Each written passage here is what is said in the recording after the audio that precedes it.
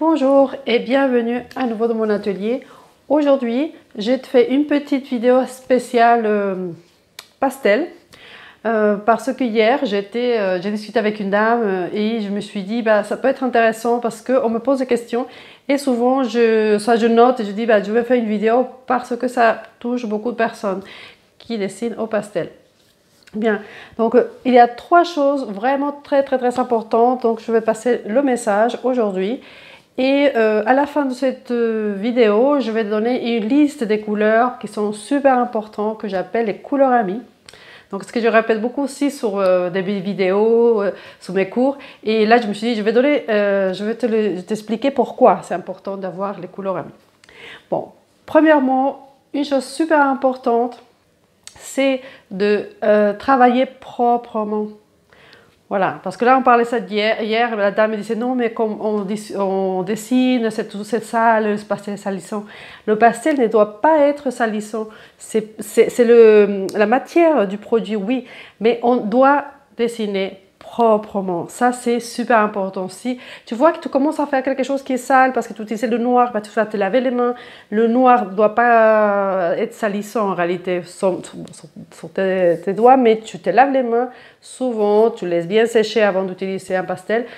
Mais c'est toujours laisser propre. Vraiment, c'est la clé du succès. Enfin, j'ai entendu une fois et ça m'a resté. Enfin, je l'ai lu dans un livre qui disait la clé du succès d'un pasteliste, c'est d'avoir toujours d'essayer proprement. Je me suis dit bon, je vais faire ça. Et en fait, on peut le faire même sur le chevalet. Il ne faut pas que la poudre aille partout. Les gens le font. On cette idée dans la tête en fait de dire c'est de la poudre, c'est volatile, donc ça va être salissant mais partout et tout. Mais non, il faut apprendre à le faire proprement. Donc c'est laver les mains souvent. Aussi avoir un tablier, utiliser les crayons. Bon, les crayons c'est pas salissant. Le pastel dans une petite boîte, par exemple moi je les mets pour mon tableau que je viens de finir, mais bon, je fais comme ça, je les mets ici. Et comme il y a une mousse, toutes les boîtes, les couvercles des boîtes, donc les boîtes ont un couvercle et une mousse, donc je mets les pastels, donc je peux faire les tourner comme ça et le pastel va être propre, donc on l'utilise proprement et on ne le met pas partout. Si tu ne le mets pas partout, ça veut dire que tu vas te laver les mains. Donc, même ici, sur la table, bon, déjà, je suis un petit peu maniaque, mais bon, j'aime bien que ce soit propre, et ça, c'est super important. Bien. Ensuite, la deuxième chose, vraiment, on ne peut pas s'en passer. C'est comme ça, et tous les pastellistes seront d'accord avec moi, c'est qu'on dessine souvent. Ça, c'est aussi la clé, parce qu'avec ma conversation de hier soir, la dame me disait, oui, bon, c'est salissant, là, on sait qu'il faut travailler proprement, mais aussi il me disait mais j'ai dessiné il y a 3 mois, ça n'a pas marché. Bah oui, mais des 3 mois, il ne faut pas laisser beaucoup de temps. Il vaut mieux dessiner des petits sujets comme j'ai proposé aussi de dessiner des objets, prendre des feuilles ou sacrifier même une feuille, pastel mat ou pastel card pour dessiner des objets, par exemple pour faire que un morceau de, je sais pas, une oreille d'un chat ou le museau d'un animal ou le couleur métallique pour savoir, enfin une cuillère pour réussir le métal, mais toujours pratiquer et toujours se dire ah tiens on va faire des essais tout ça si tu ne sais pas quoi faire en dessin, un grand dessin que tu veux soit exposer ou offrir, mais en tout cas avant de faire un grand dessin abouti, qui va te prendre du temps et tout ça, tu fais des petits dessins, même entre les tableaux. Moi, j'ai toujours des feuilles, des petits dessins, et même pour les vidéos, moi, ça m'aide beaucoup à faire mes vidéos, parce que quand je dessine, je dessine, je vous montre, mais je suis en train de dessiner. Bon, déjà, c'est mon métier. Mais en fait, je dessine très souvent. Et si tu n'as pas envie aussi d'utiliser ton matériel, parce que c'est cher, parce que ça va s'user et tout, tu dessines aussi le billet par exemple, c'est super sympa, hein, ça prend de la patience. Avec le crayon graphite, ça ne coûte rien. Avec des feuilles d'imprimante si tu veux. Mais tu dessines, tu essaies de voir qu'est-ce que tu vas prendre à ce moment-là. Et ça, c'est super important. Et les objets. les objets, c'est super important. Même si tu ne veux pas faire de nature morte, c'est pas grave. Tu dessines des objets et tu vas voir que tu vas apprendre, tu vas progresser beaucoup plus vite. Eh bien, et la troisième chose, si tu es resté jusque-là dans cette vidéo, je vais te donner aussi un conseil ou de quelque chose que je parle beaucoup, c'est les couleurs amies.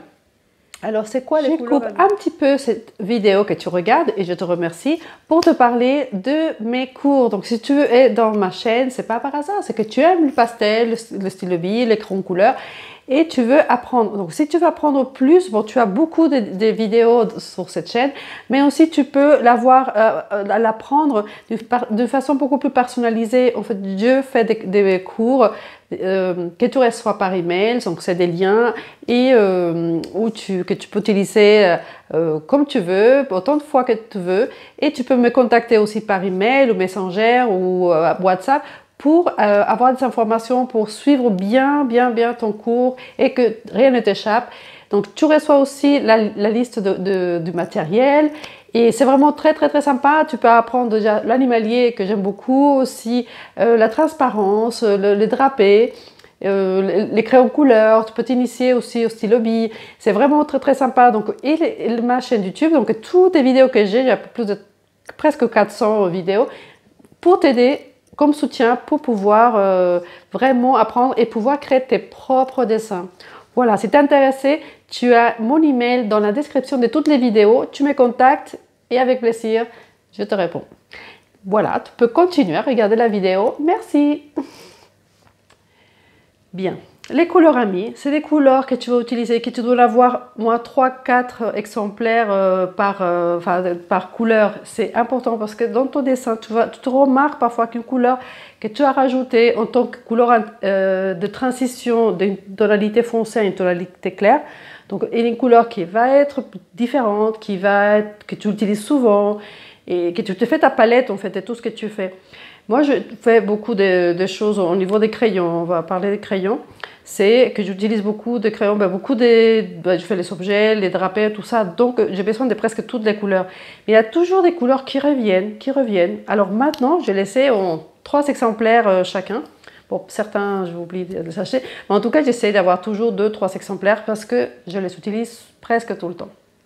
Et je vais te montrer. Donc, dans les foncés, parce que c'est important aussi de faire dans les foncés.